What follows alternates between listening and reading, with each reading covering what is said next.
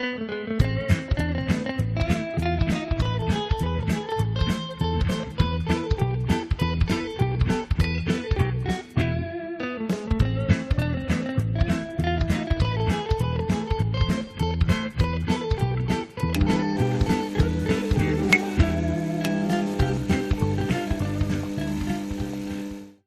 everyone, Mackenzie Lambert here, your host for Mac and the Movies.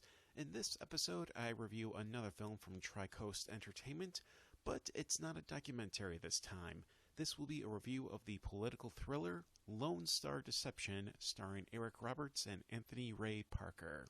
Stuart Sagel is the Republican candidate for the gubernatorial election in Texas with his uncle, Bill Sagel, heading his campaign.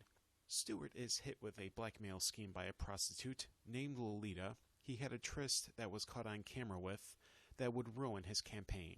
At first, she holds the footage over Stuart's head for partisan reasons before demanding $1 million and a nice house. Bill gives Stuart no choice but to drop out of the race.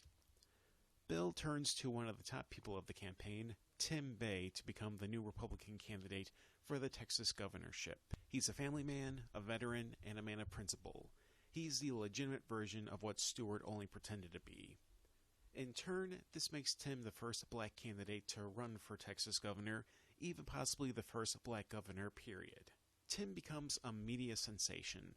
All this added attention has made him a bigger target to the enemies of his campaign. He's taken on an emotional roller coaster. His daughter was kidnapped, multiple assassination attempts, but he keeps fighting on and eventually fights back. But is there more going on than there appears to be? Lone Star Deception is a fast-paced political thriller. Imagine if Ides of March, starring Ryan Gosling, was mixed with In the Line of Fire with Clint Eastwood. Over the course of the film, Tim comes off as a mild-mannered everyman who is put in an extraordinary situation. He can either let things happen to him, or he can make things happen himself. In light of current times, I'm sure there will be many who see this as GOP propaganda, which I will be quick to disagree. The protagonist is a Republican, and many will just try to lump him with the likes of Trump, although the two couldn't be any more different. Yet, to the film's credit, the antagonists aren't presented as members of the DNC. They're just partisan saboteurs trying to have their side win. Can't say I'm familiar with either directors, Don Occolo and Robert Peters.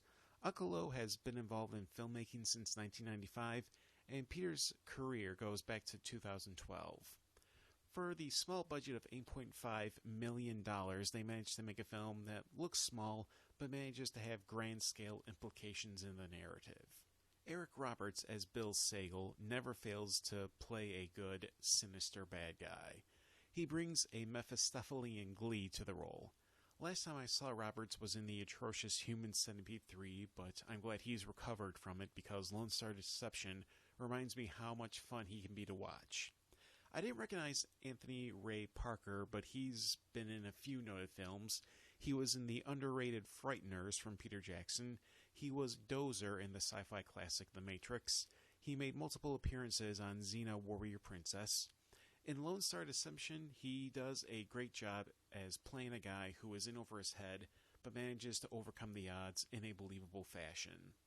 Overall, I enjoyed Lone Star Deception. It was a low-key thriller that felt like it was grounded in reality. Enjoyable turns by both Roberts and Parker. It's currently available on streaming services and VOD. And that wraps up this quick review for Lone Star Deception. Thank you for checking out this video.